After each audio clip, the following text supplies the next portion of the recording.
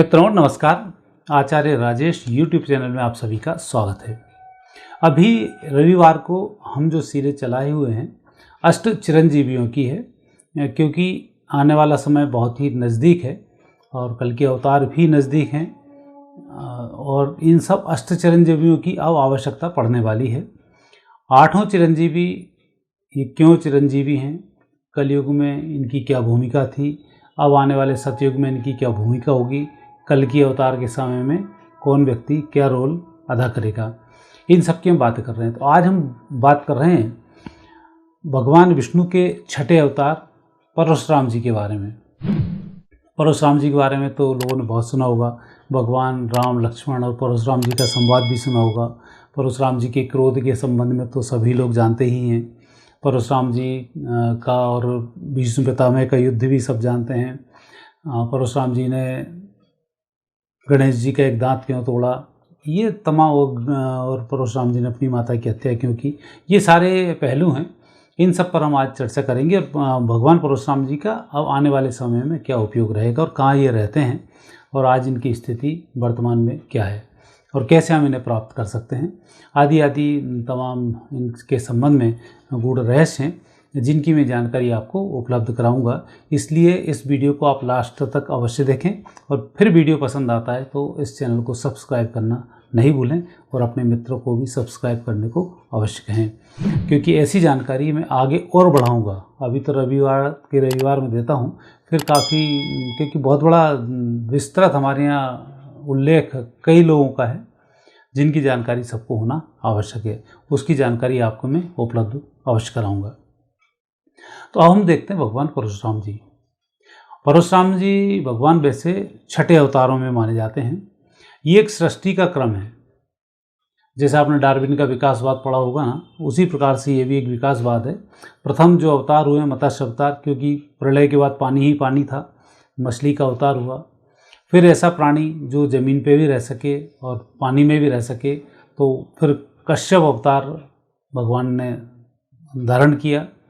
फिर तीसरा अवतार वराह अवतार हुए, जो पृथ्वी को उन्होंने अलग निकाला, पानी को अलग किया और पृथ्वी को सिंचित करने का कार्य किया, तो भगवान वराह ने उस कार्य को किया। चौथे अवतार में फिर जब वराहों की संख्या बढ़ना शुरू हुई तो प्रकृति को बैलेंस करने के लिए एक राजा रूप में अवतार हुए, वो फिर नरसिंह अवतार हुए हैं।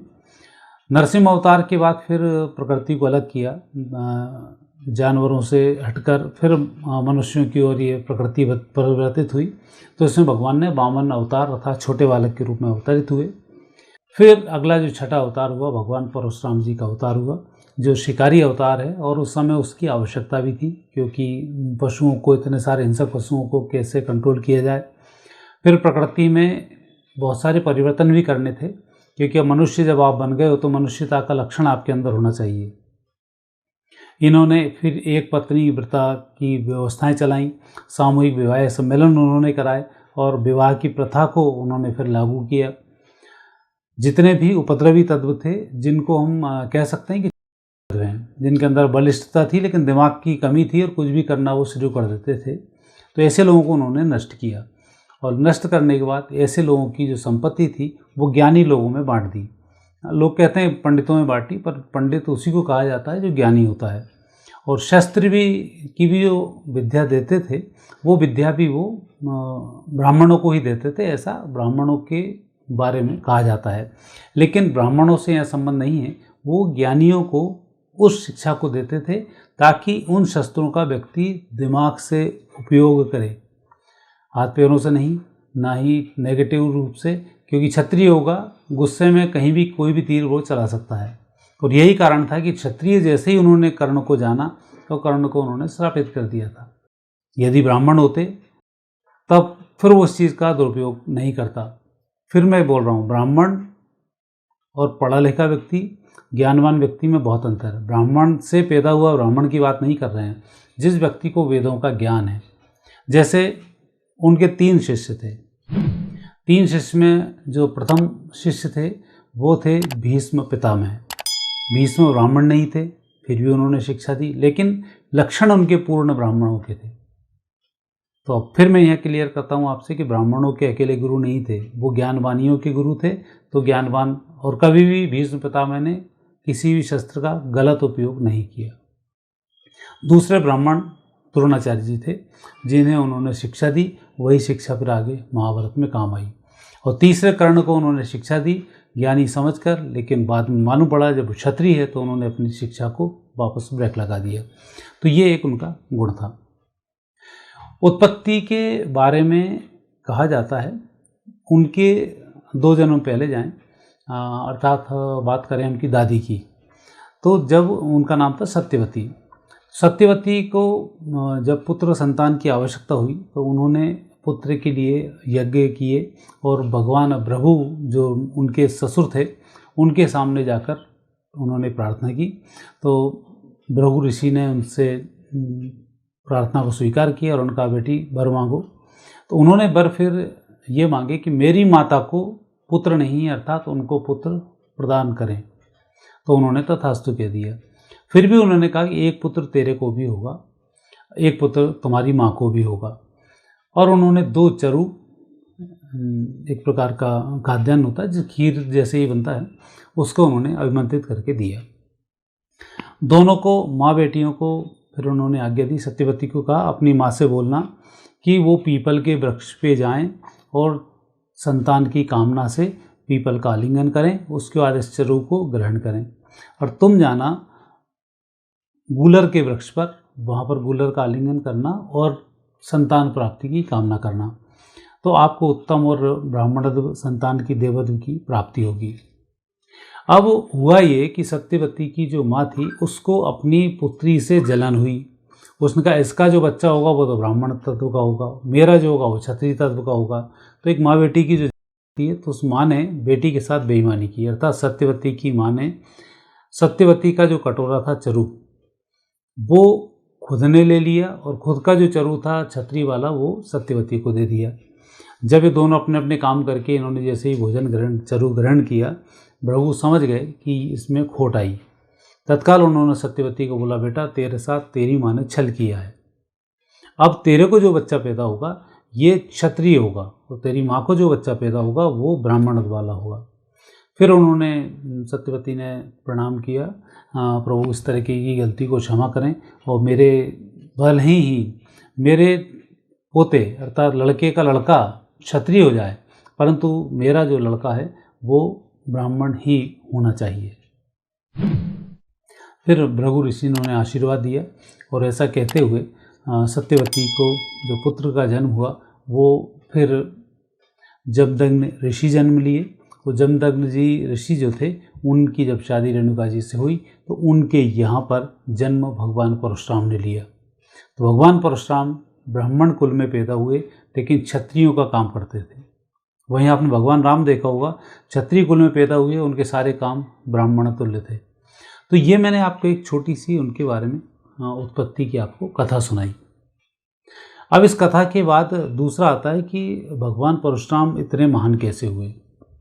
जब भगवान परशुराम ब्राह्मण कुल में पैदा हुए, पराक्रमी थे, उनके पिता ने उन्हें शिक्षा दी कि अब आपको आगे की शिक्षाएं ग्रहण करने के लिए कैलाश पर जाकर साधना करनी होगी, भगवान शिव की आप साधना करें। तो भगवान राम जो थे, राम अर्थात परशुराम की बात कर रहा हूँ कि परशुराम नाम तब नहीं था जब वो साधना कर रहे थे, तब उनका नाम राम था। वो राम जब साधना करने कैलाश पर पहुँचे तब उस समय में राक्षसों में और क्षत्रियों में, ब्राह्मणों में फिर युद्ध शुरू हुआ। तो वहाँ पर क्षत्रिय लोग बहुत तेज़ी से आक्रमण करना शुरू कर दिए, बहुत परेशानी खड़ी की। देवताओं की बात मानकर भगवान शंकर ने राम को आशीर्वाद दिया, कहा कि इन लोगों को मारना है। तब राम गए बिना अपने जो अस्त्र शस्त्र थे, जो विद्या सीखी थी उन्होंने, उसी के अनुसार उन्होंने सब इन क्षत्रियों का विनाश किया, राक्षसों का उन्होंने विनाश किया और वापस आ गए। उस पराक्रम को देखते हुए भगवान शंकर समझ गए कि ये योग्य व्यक्ति हैं और इनके अंदर जो अतीन्द्रिय शक्ति हैं भगवान विष्णु की विलक्षण शक्ति हैं, अन्यथा इन लोगों को ये परास्त नहीं कर सकते थे। तो उस परीक्षा में पास हुए और भगवान शिव ने उन्हें उनका प्रिय फरसा भेंट किया। तो फरसा को परशु भी बोलते हैं। तो इसलिए जब परशुरास्त्र उन्होंने भेंट किया तो तब से वो भगवान राम से परशुराम हुए। और परशुराम ने फिर आने के बाद क्षत्रिय विहीन किया। क्षत्रिय विहीन की हम बात कर रहे हैं, क्षत्रिय जाति से संबंध नहीं है। क्षत्रिय विहीन मतलब जो एक बलिष्ठ हुआ करते थे और बलिष्ठता के दम पर सब कुछ लूटा पाटी करते थे। कई लोग बड़े विरोध में आते हैं कि उन्होंने सहस्त्रबाहु को मारा तो परशुराम हमारे शत्रु हैं, ये उससे संबंधित नहीं है। उनका संबंध वही है कि एक आतताई लोग हैं जिनको हम क्षत्रिय बोल रहे थे, उन लोगों ने बार बार ब्राह्मणों को परेशान करना शुरू किया, अपनी चलाते थे। इस प्रकार से उन्होंने क्षत्रियों का नाश करके और जो उनसे चीज़ें प्राप्त होती थी ब्राह्मण अर्थात योग्य व्यक्ति को, वो उन्होंने सारी चीज़ें पकड़ाई और प्रकृति में बैलेंस लाने का उन्होंने प्रयास किया।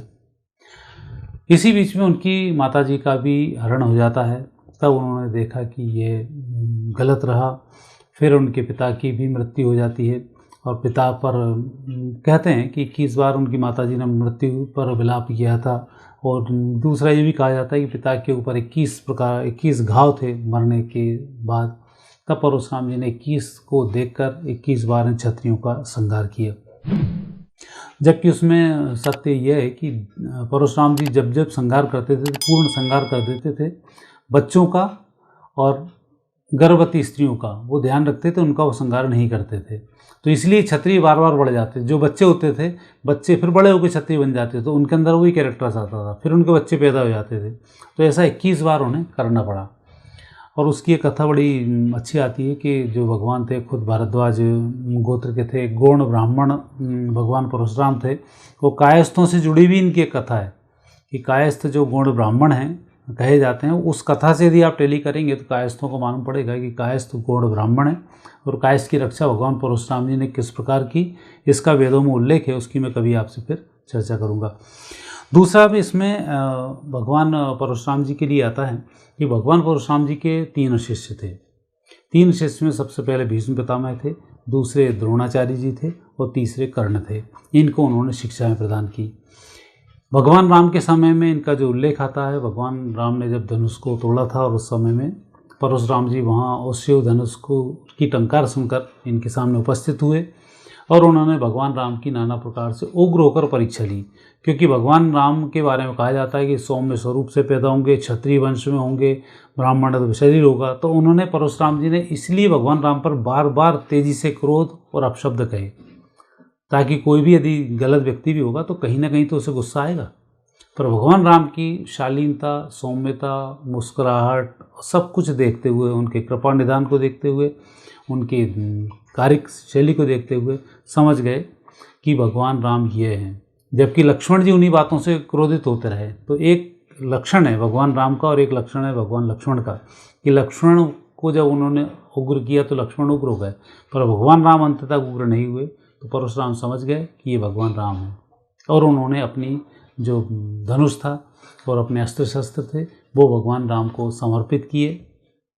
और भगवान राम शंख चक्र गदा लेकर जो पैदा हुए थे तो चक्र उन्होंने परशुराम जी को दिया, प्रभु अगले जब मेरा कृष्ण अवतार होगा तब आप मुझे ये चक्र वापस भेंट करें, मैं आपका धनुष लेकर जा रहा हूँ। और इस तरह से वो भगवान राम की कहानी खत्म हुई। दूसरे जब फिर आए तब भगवान कृष्ण के समय में, कृष्ण जब सांदीपनी आश्रम में पहुँचे हैं, भगवान शंकर और उनका मिलन हुआ है।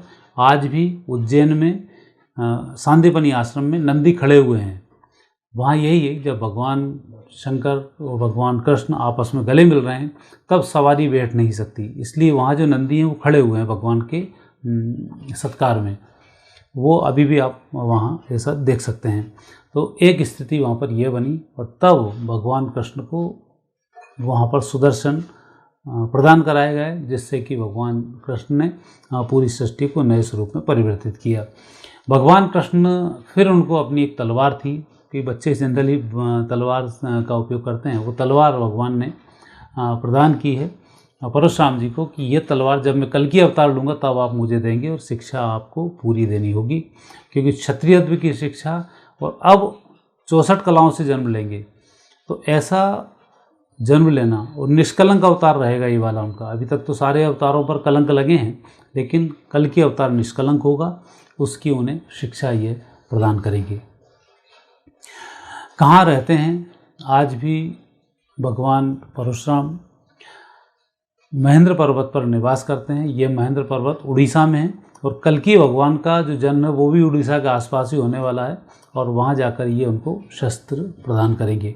भगवान परशुराम जी के मंदिर इसलिए नहीं है और उनकी पूजा ज़्यादा इसलिए नहीं की जाती है, समय समय पर उनकी पूजा करने का विधान है कि भगवान परशुराम अभी भी जीवित हैं।